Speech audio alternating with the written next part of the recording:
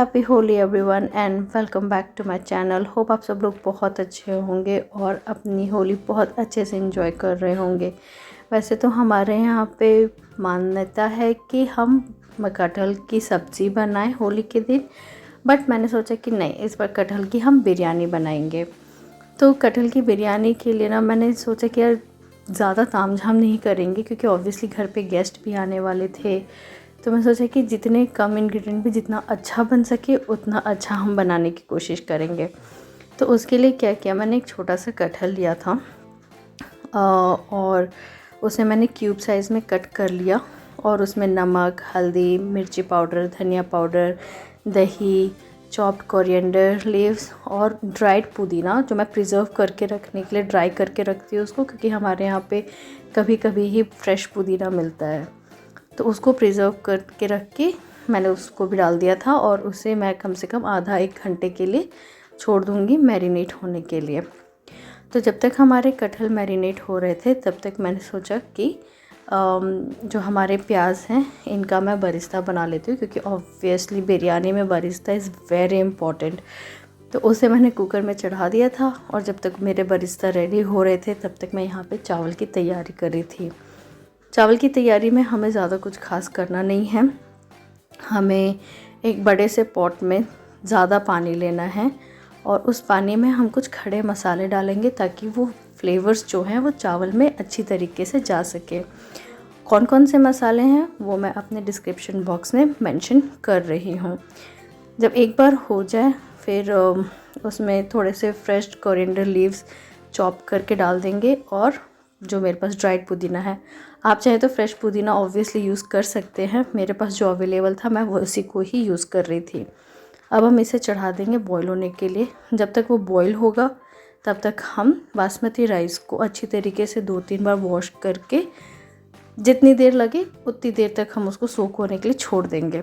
वहाँ मेरा पानी बॉईल हो चुका था और मैंने उसमें चावल डाल दिया था और इस साइड में जब तक चावल का सब कुछ मेरा रेडी हुआ, मेरा बरिस्ता भी बन के रेडी हो गया। तो इसमें से मैं कुछ पोर्शन निकाल के अपने पास रखूँगी और बाकी पोर्शन जो है वो मैं कटहल को पकाने के लिए यूज़ करूँगी। तो अब बरिस्ता में हमने ग्रेटेड अदरक डाल दिया है और ग्रेटेड लहसुन डाल दिया है और उसे हम अच्छे से मिक्स करने के बाद कुछ खड़े मसाले और डालेंगे, जैसे कि हो गया जीरा, ये स्टार एनिस और कुछ भी मसाले जो भी हैं वो सब मैं अपने डिस्क्रिप्शन बॉक्स में मेंशन कर रही हूँ, ताकि आपको भी इजी रहे कि क्या क्या मसाले पड़ते हैं उसमें। वो सब हम डाल के उसे अच्छी तरीके से चलाएंगे। और जो बाकी के हमने टमाटर 2-3 टमाटर लिए थे उसे भी रफली चॉप कर लिया है। उसे फाइनली चॉप करने की ज़रूरत नहीं है, रफली चॉप करेंगे और इसे हम तब तक पकाएंगे जब तक कि जो टमाटर है वो सॉफ्ट ना हो जाए।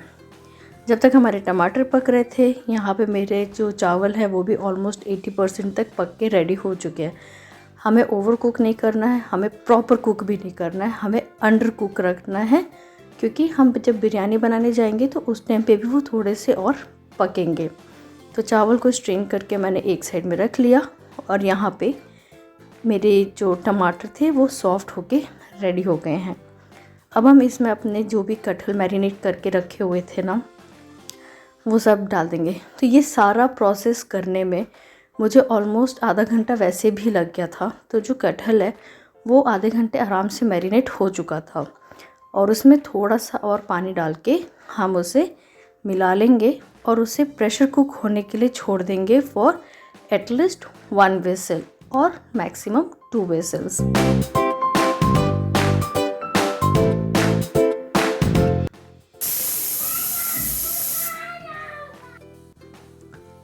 और मैंने उसे 1 विसल दिया था। लेट्स चेक कि वो कितना हुआ है। और ये भी पूरा प्रॉपर कुक नहीं होना चाहिए, क्योंकि हमें अभी भी उसे दम देना है। तो वो थोड़ा सा 90% ऑलमोस्ट कुक हो चुका था और बाकी जो मैंने कहा कि ठीक है अब ये बिरयानी के लिए रेडी है, अब हम उसको बिरयानी में डायरेक्टली पकाएंगे। तो एक लेयर हम पहले कटहल की सब्ज़ी डालेंगे, जो भी हमने कटहल रेडी किया है उसके ऊपर फ्रेश कोरिएंडर लीव्स और ना पुदीना अगर आप डालना चाहें तो आप डाल सकते हैं।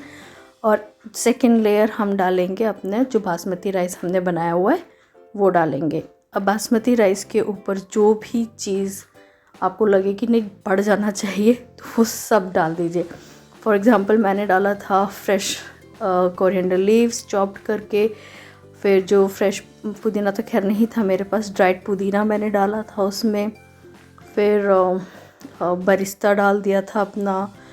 अगर आप चाहें तो आप इसमें अपने लिए थोड़ा सा केवड़ा वाटर और फूड कलर भी यूज़ कर सकते हैं। मेरे पास उस टाइम अवेलेबल नहीं था तो मैंने यूज़ नहीं किया, बट आप ऑब्वियसली डाल सकते हैं। पर आप ध्यान दें कि आप उसमें घी डालना ना भूलें, क्योंकि घी जो है ना वो बहुत इम्पॉर्टेंट रोल प्ले करता है किसी भी बिरयानी में। तो घी मैंने यहाँ पे 2 छोटे चम्मच डाल दिए थे और उसे दम देने के लिए मैंने किचन क्लॉथ लिया था, उसको अच्छे से कवर करके उसे मैंने कम आंच पे ही पकने दिया था, कम से कम हाफ एन आवर। अब हाफ एन आवर के बाद हमारे बिरयानी की कंडीशन देखते हैं कैसी है। कवर हटाएंगे आराम से, ध्यान दीजिएगा क्योंकि बहुत गर्म रहता है। कवर हटा के एक बार हम उसे अच्छी तरीके से नीचे से निकाल के देखेंगे कि जो कटहल है वो पका है कि नहीं और जो चावल हैं वो पके हैं कि नहीं। चावल भी अच्छे तरीके से मैश हो रहे थे और चावल भी पक चुका है और ये रेडी है सर्व करने के लिए। अब आप इसको रायते के साथ सर्व करें या फिर सालन के साथ सर्व करें, जैसे ठीक लगे। अब वैसे इसको सर्व करके अपनी होली और अपनी बिरयानी दोनों एंजॉय कीजिए। Thank you so much for watching. आ खा के देख बेटा।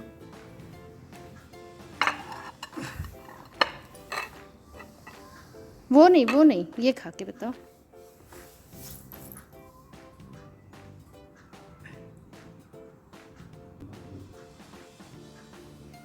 Like it? Okay.